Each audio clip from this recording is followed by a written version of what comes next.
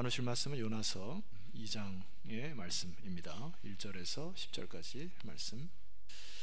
자, 여러분이 한 절씩 교독하겠습니다. 요나가 물고기 뱃속에서 그의 하나님 여호와께 기도하여 이르되 내가 받는 고난으로 말미암아 여호와께 불러 아뢰었더니 주께서 내게 대답하셨고 내가 스올의 뱃속에서 부르짖었더니 주께서 내 음성을 들으셨나이다. 주께서 나를 깊음 속 바다 가운데 던지셨으므로 큰 물이 나를 둘렀고 주의 파도와 큰 물결이 다 내 위에 넘쳤나이다. 내가 말하기를 내가 주의 목전에서 쫓겨났을지라도 다시 주의 성전을 바라보겠다 하였나이다. 물이 나를 영혼까지 싸우며 깊음이 나를 에워싸고 바다풀이 내 머리를 감쌌나이다.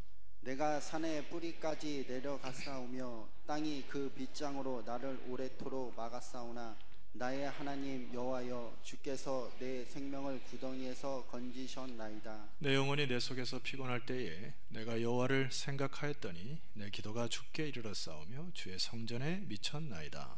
거짓되고 헛된 것을 숭상하는 모든 자는 자기에게 베푸신 은혜를 버렸사오나 나는 감사하는 목소리로 주께 제사를 드리며 나의 서원을 주께 갚겠나이다. 구원은 여호와께 속하였나이다 하니라. 여호와께서 그 물고기에게 말씀하시매 요나를 육지에 토하니라. 아멘.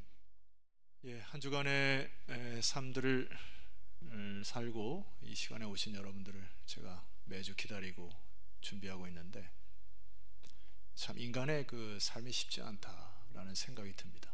뭐 나이가 많으나 적으나 남자나 여자나 할 것 없이 굉장히 좀 어려운 인생을 다들 사신다 이런 느낌이 들어요. 안 그렇습니까? 네. 그냥 수고하셨다고 한마디 하고 좀 설교를 시작하면 어떨까 싶어요. 우리 옆 사람에게 수고하셨다고. 한 주간 정말 수고하셨다. 직장 생활 하시랴 또 신앙 생활 하시랴 애들 걷어먹이랴 참 이게 너무나 어려운 이제 시기들을 많이 보내시는데 제가 한때 그런 생각을 했어요. 축구 감독이 가장 편하구나 이런 생각했는데 선수들은 막 똥줄나게 뛰어나는데 이 사람은 가만히 서가지고 말만 하면 되니까 굉장히 편해 보이더라고요. 그래서 나도 그건 하겠다. 어렸을 때 그 생각이 그랬는데 이 감독 자리가 이 만만한 자리가 아닙니다. 그런 생각으로 제가 보일러 꺼버리시죠. 청소년기 시절에 목회자를 보면서 참 이게 영혼들을 만지고 그 다음에 은혜로운 말씀 전하고 찬양하고 이런 게 너무 좋았어요. 그래서 목회자의 꿈을 꿨는데 세월이 좀 지나다 보니까 이 리더의 자리가 그렇게 만만치 않음을 봅니다. 지난 한 주간 저희가 좀 유독 바빴던 한 주간을 지냈는데 아침 세움기도부터 시작해서 세례식, 장례식, 요양원, 이사회 모임, 그 다음에 토요일 날은 이제 아기 출산한 아이 받으면서 축복기도까지 하고 하니까 한 주간에 인생사를 다 경험했죠. 출생부터 장례까지. 리더 역할이 힘들다는 것을 새삼 요즘에 더 깨달아요. 그렇지만 제가 여러분 힘들다고 하소연하는 거 절대 아니고 조선말은 끝까지 들으시면 됩니다.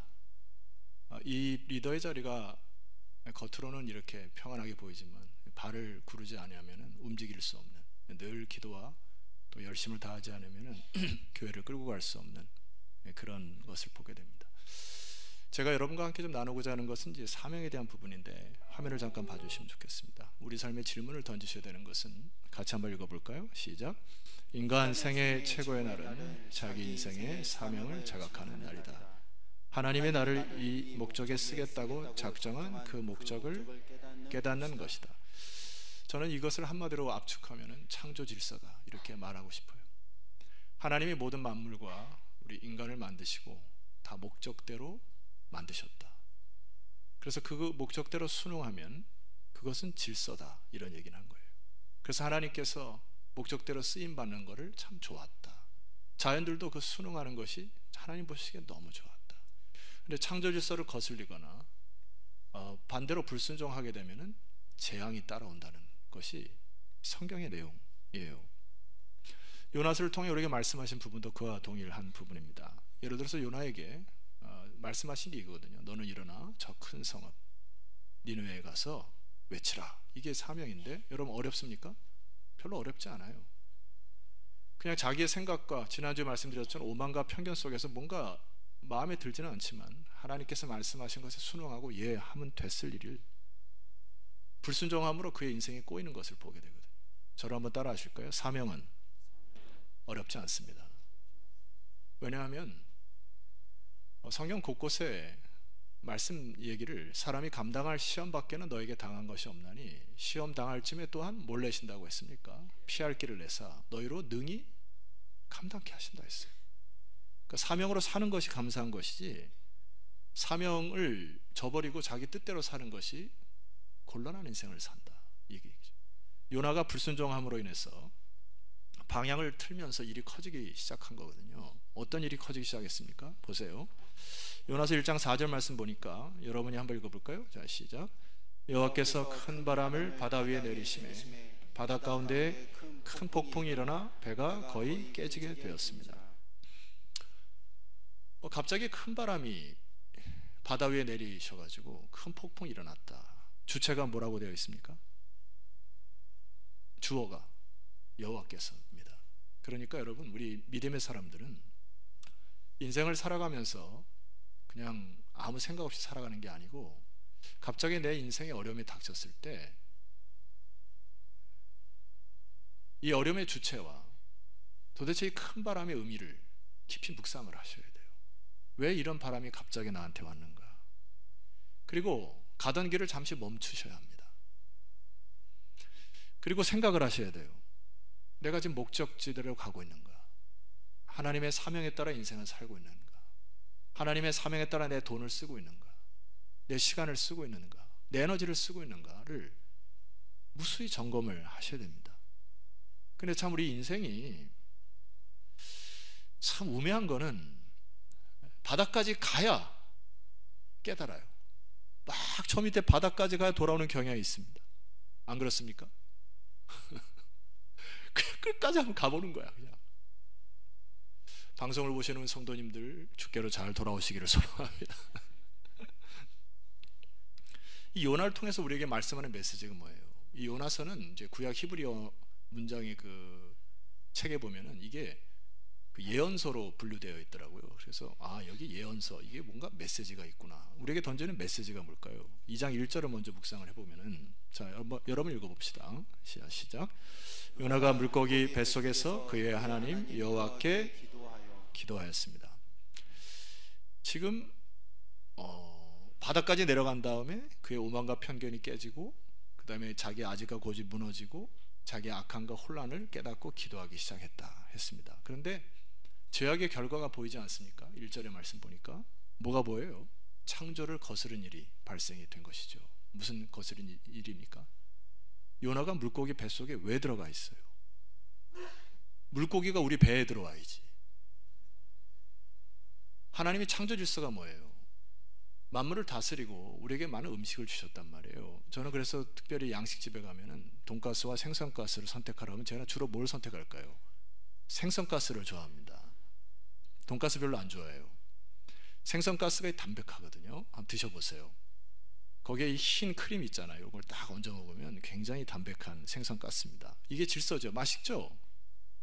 물고기가 우리 뱃속에 들어와서 우리를 영양분을 줘야 되는 것이 사람이 물고기 뱃속에서 되겠습니까? 이게 하나님을 거스르거나 창조 질서에 반대하는 삶에게서는 질서가 무질서로 바뀐다는 얘기입니다. 그건 이상한 일이에요. 이건 아닙니다. 불편한 겁니다. 빨리 벗어나셔야 돼요. 여러분의 눈에 볼 때 자꾸 무질서함이 생긴다. 빨리 무릎 꿇으셔야 됩니다. 여러분 주일날도 이렇게 보게 되면 예배자로 섬기는 것이 너무나 당연한 일 아닙니까? 창조주 하나님의 경외의 한 분 아닙니까? 예배자로 서는 것을 이상하게 여기거나 내가 원하는 때만 예배 드리는 거 그건 이상한 거예요. 다른 사람을 경배한다거나 다른 물건을 경배한다거나 여러분의 사상과 목적을 그건 이상한 일입니다. 당연한 게 아니에요. 여러분 이 세상이 거꾸로 돌아가가지고 비정상인 걸 자꾸 정상이라고 얘기하니까 우리가 그렇게 나가지 않던 데모도 나가는 거 아닙니까? 창조 질서를 거슬리는 이상한 일들을 정상이라고 얘기하니까 그것은 아니라고 나가서 얘기하는 거 아니에요?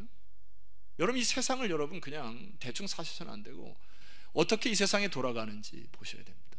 사도 바울이 로마의 교인들을 향해 쓴 글에 정확하게 기록하고 있어요. 화면을 보세요. 제가 읽습니다. 하나님을 알되 하나님을 영화롭게도 아니하고 감사하지도 아니하고 오히려 그 생각이 뭐해졌다고요? 허망하여지고 미련한 마음이 어두워진 결과로, 이게 원인입니다. 하나님을 알되 하나님을 영화롭게도 아니하고 감사하지도 아니하고 예배자로 서지도 아니하고 생각이 허망해지고 자기 멋대로 마음이 어두운 상태로 가니까 질서가 깨지고 무질서 상태가 됐다. 이게 여러분의 가정이나 혹은 기업이나 사회생활에도 동일한 원리입니다. 자, 22절에 어떤 결과가 있게 되냐면은 스스로 지혜 있다 하나 어리석게 되어 썩어지지 않는 하나님의 영광을 썩어질 사람과 새와 짐승과 기어다니는 동물 모양의 우상으로 바꾸었다. 여러분 이상하지 않습니까? 어리석은 것이. 태국 선교를 가봐도 일본 땅을 가봐도 곳곳에 우상단지를 섬기고 동물과 형상, 나무, 어떤 뭐 신당수 뭐 이런 걸 다 해가지고 거기다 경배를 보고 이상한 거잖아요. 어떻게 만물의 으뜸인 사람이 동물을 경배합니까? 이상한 거예요. 그거는 무질서. 어떻게 인간이 나무를 경배합니까? 나무 앞에 가서 머리를 조아려요. 그 나무가 뭐라고? 잘 껍데기 해다가 계피가루 해가지고 계피 해먹으면 되는 거고, 나무들은 뿌리 잘 캐가지고 직뿌리해서 먹으면 되는 거고, 우리가 다스리고 먹어야 될 것들 가서 경배하는 게 말이 되냐 말이에요. 이런 일들이 하나님을 영화롭게 하지 아니하고 감사치도 아니하니까 일이 벌어진다는 얘기입니다. 24절 이하에 보세요. 그러므로 하나님께서 그들을 마음의 정욕대로 더러움에 내버려 두셨다.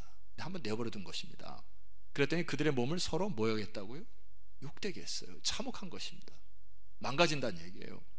이는 그들이 하나님의 진리를 거짓 것으로 받고 피조물을 조물주보다 더 경배하고 섬기게 되므로 참혹하게 된다. 26절에 보면은 이 때문에 하나님께서 그들을 부끄러운 욕심에 또 내버려 두셨습니다. 그래, 한번 너네 해봐라. 여러분, 그냥 우리가 악한 일을 저을 때 그냥 그 상태로 가는 거 위험한 것입니다. 하나님이 큰 바람을 보내주실 때 빨리 돌아오는 은혜가 있기를 주의 이름으로 축원합니다. 보세요. 곧 그들의 여자들도 순리대로 쓸 것을 바꾸어 영리로 썼고 그와 같이 남자들도 순리대로 여자 쓰기를 버리고 서로 향하여 음욕이 부릴 듯하며 남자가 남자와 더불어 부끄러운 일을 행한다. 질서가 무너졌다. 그들의 그릇 때문에 상당한 보응을 받을 것이다. 죄의 결과는 사망인 것이에요. 이거를 정상처럼 교육하는 것도 죄악이고, 죄를 알아야 돌이키는 겁니다. 그의 영혼들이 죄임을 알아야 돌아오는 거예요. 내가 하나님을 거슬렸다고 알아야,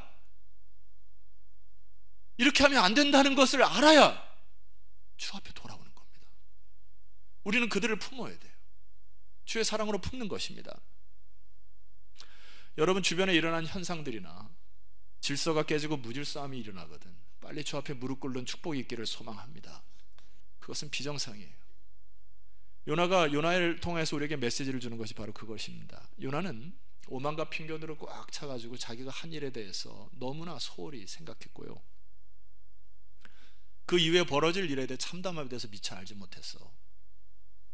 나를 바다에 던지라 이렇게 해서 무슨 뭐 자기가 무슨 의인인 것처럼 나를 바다에 던지면 끝난다, 이딴 객기 부리지 마십시오. 위험합니다. 2절 말씀 보니까 요나의 기도가 터지는데 고난 속에서 터져요. 보십시다. 이르되 내가 받는 고난으로 말미암아 여호와께 불러 아르기 시작합니다. 주께서 내게 대답하셨고 내가 스올의 뱃속, 여러분 그 관주 보게 되면 1 이렇게 써놓고 음부라고 되어 있죠. 바닥까지 내려간 겁니다. 스올의 뱃속에서 부르짖었는데 주께서 내 음성을 듣기 시작했다. 축복입니다. 이게 기도하는 것이 축복이에요. 고난 속에서 주를 찾는 기도의 자리로 나는 것이 얼마나 축복입니까? 가만히 요나서를 묵상하다 보니까 우리가 그냥 흔히 생각할 때 주일학교 때 요나가 들어가자마자 물고기가 덥석 물어가지고 이렇게 3일 동안 고생했다 이렇게 하는데, 가만히 보니까 물고기 뱃속 들어가기 전에 이미 생고생을 많이 했어요. 제가 가만히 보니까 보세요. 3절 말씀 보세요.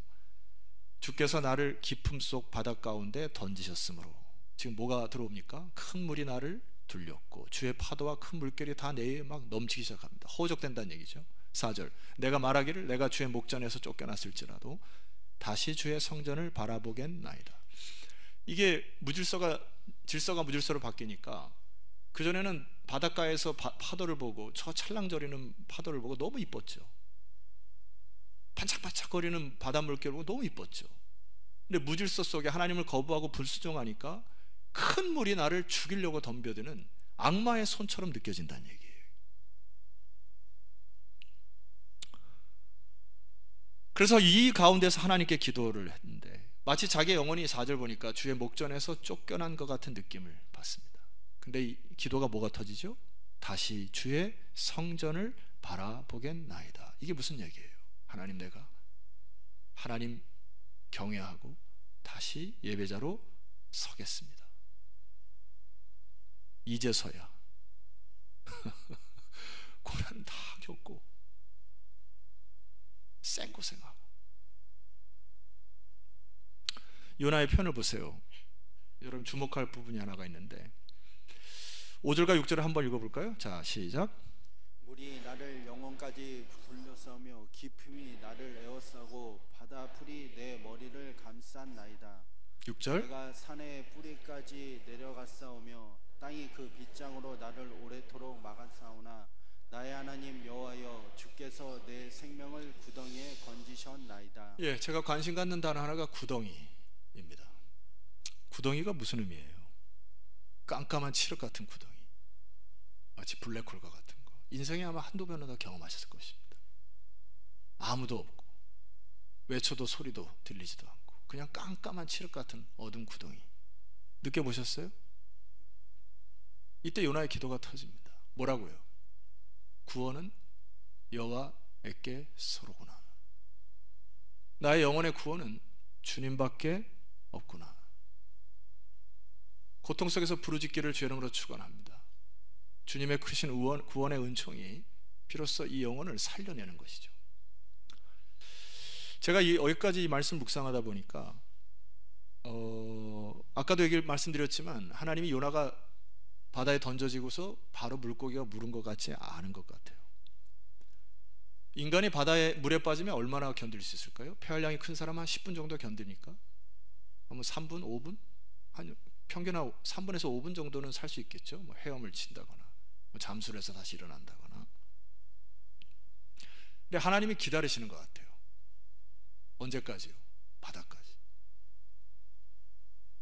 통에 자복할 때까지 하나님 기다리시는 것이죠. 거기까지 돌이키시다가 하나님이 거기가 이제 지중해거든요. 지중해의 한 귀퉁이에 물고기를 예비하시고 이 부분에 아멘 하셔야 되는데 떨어지기 전에 바로 물은 게 아니고 막 호적대고, 하나님 내가 이제 주의 성전을 바라보겠습니다. 하나님 구덩이에서 나를 건지시는 분은 주님이십니다 하고 막 이제 속에서 하여서 거의 꼴까닥 할 때 얘야 됐다. 그래서 큰 물고기가 가서 넙죽 요나를 살립니다. 이게 은혜예요. 물고기 뱃속에 들어가 보니까 뭐 세상 이런 천지가 어디 있어요. 그런데 하나님이 거기에 적당한 온도와 산소의 공급과 혓바닥의 쿠션의 침대에서 살 만큼 만드셔서 3일 동안 보호하시고, 할렐루야. 하나님의 은혜로 다시 살아났다는 얘기입니다. 우리가 고난이 찾아올 때 고난을 함부로 해석하셔서는 안 돼요. 특별히 남의 고난에 대해서 이래라 저래라 평가하셔서는 곤란합니다. 그것은 자기가 느끼는 거예요. 함부로 가서 그의 상처를 감싸려고 여러분 생각대로 말하지 마십시오. 그냥 함께 기도해 주세요. 울고. 그 고난은 자기에게 적용을 해야 됩니다. 자기만이 알아요. 이 고난이 왜 왔는지, 이 큰 바람이 무슨 의미인지. 그래서 시편 기자의 고백이 이렇게 고백이 있지 않습니까? 71절, 119편 71절을 보면 가끔은 내가 아멘을 강조하지 않지만 이거는 아멘을 강조하고 싶어요. 제가 선포합니다. 고난당한 것이 내게 유익이라. 이로 인하여 내가 주의 율례를 배우게 되었나이다. 우리 그리스도인들의 고난을 해석하는 것은 고난이 유익이고, 이로 인하여 내가 주의 율례를, 주의 질서를, 주의 창조 질서를 배우게 되었습니다 라고는 감사죠. 한 반 정도가 아멘을 안 하셨기 때문에 한 말씀을 더 준비했습니다. 67절 여러분이 한번 읽고 아멘을 한번 해봅시다. 시작.